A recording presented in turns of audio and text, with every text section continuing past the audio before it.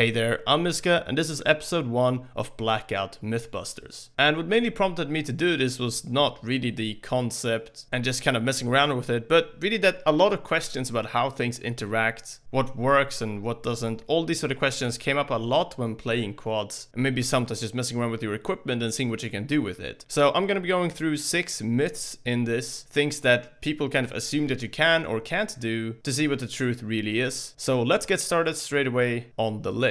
The first one is laser sights on your weapons are visible to enemies. And this one, some of you will notice straight away already that, for example, you can't see your own allies, your own quads or duos, laser sights, or at least a laser from it. But even if you're looking directly at someone, and I've confirmed this by playing against players, enemies as well, that have laser sights on, this is to the extent that you can actually see the laser sight on the weapon. Very minor, as you can see the actual attachments come on there, it's definitely on there on the gun, but you cannot see any light coming out of it, any laser or any indication at all. So it is completely safe to use laser sights. It's not like in Rainbow Six Siege, for example, where your laser sight will actually show a dot on the enemy's screen so they can see that you're on the other side of a door or something. So yeah, that myth is busted. Next up, you can sensor dart vehicles and even recon cars. Sensor darts are very versatile, but how far can they actually go? Overall, they just seem like one of the most useful equipments to have around. Very versatile with how far you can shoot them as well. But can you put them on recon cars and drive them around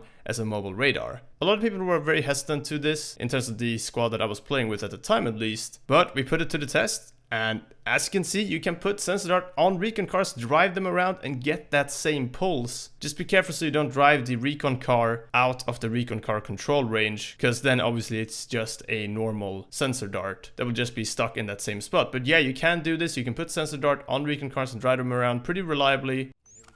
Here we go. Go. Oh my god, it works. It's pretty nice for info. You can also put sensor dart on vehicles and drive them around like that too. So yeah, pretty cool stuff. Especially putting sensor dart on choppers could be really interesting. I wanted to push this a little bit further though, so I tried mesh mines on an RC car. And as you can see, it looks like it's gonna actually connect at first, but Well, it kind of works. Yeah. Probably similar results with bigger vehicles. Don't try this. Probably just gonna get you killed. Next up, headshots deal double damage. Now this is a very basic one, and some of you will know the answer to this already. But it's one of those things that I remember, at least in beta, a lot of the time I played with people who haven't really played a lot of Call of Duty before, including myself honestly, who have not played COD in a while. And we wanted to check the headshot multipliers. Sometimes when we just took a lot of damage out of nowhere, we just assumed that we'd been dinged, as it's referred to in some games. So how much damage do headshots actually deal? And looking into it, headshots with normal ARs, for example, such as the Rampart here, you have the normal body shot at 37 damage and then the headshot here at 40 damage, meaning that it is probably about a 1.1 multiplier for ARs. Not a huge difference at all. However, with sniper rifles, you will be able to one-shot enemies, of course, as you probably noticed. If you get that headshot, it will give you a bunch of extra damage, and you are actually able to one-shot headshots. But headshots in general don't just deal a flat double damage. I'm gonna do a further guide and just sort of investigation into this, because it's so much testing that needs to be done to find out what the multiplier is for the DMRs and snipers. But headshots for ARs, for example, do not deal double damage. Next myth, you swim faster on the surface rather than underwater. Now, is this true or not? Nobody I played with actually knew the answer to this or were even really able to predict this, including myself actually. I wasn't quite sure which one it would be at all. So we wanted to put this to the test quite properly. So in case you don't know, you can actually swim faster in water, under or above, by just holding shift on PC, so the normal sprint button, whatever that will be on console. But to put this to the test properly, we both recorded this from the first person view, but also I made sure to go into theater mode and get a top-down view afterwards. And as you can see, the first swim test without holding the sprint button clearly proves that underwater is just faster. Definitely the way to go there if you just want to go up for air a little bit now and again. Or if you have an Iron Lungs perk, you can stay under there for quite a while. If you hold the sprint button and you actually go a bit faster with the swimming, it's still the same. Underwater is faster. So yeah, yet kind of another myth busted, as you actually swim faster underwater. Now, speaking of swimming, we wanted to test one more thing that I do quite a lot, and that is to do with the grappling hook. So the myth is, grapple hook underwater makes no noise to players above water. Now, the sound of the grapple hook and most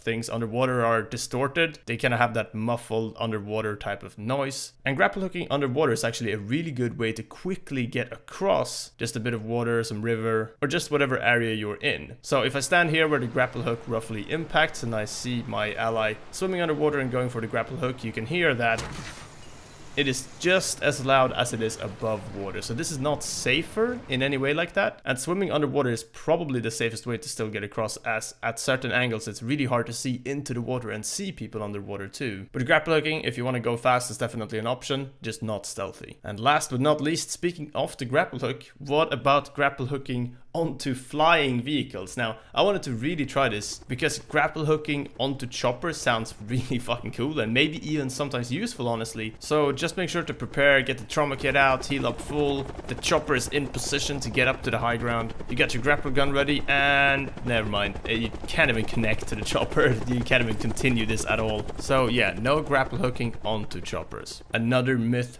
busted. Don't try to jump off a building that's not high enough to wingsuit and go for the grapple hook. It's not gonna work. And those are the 6 myths we busted for this video. I want to do some more of these though, but they take a little while to figure out, and I also don't want to force it. I just want to do things that kind of naturally pop up as I play the game, and just questions that I have or people I play with have as we play the game. If you have any questions or myths you want busted, then put them in the comments below and I'll make a second episode of this, I guess. But I really wanted to get this one out there because the swim speed actually really matters and is pretty important. And on top of that, there are some cool little small tricks in here, and also things you shouldn't try. Anyway, leave a like if you enjoyed it, of course. I stream a bunch of Blackout on Twitch, so if you want to follow me on there, I would really appreciate it. Might even be live right now, actually. But yeah, that's everything. Thanks for all the support recently. I really appreciate it. As this video goes out, we might even have hit 2,000 subscribers. So yeah, thanks for everything. And I'll see you next time.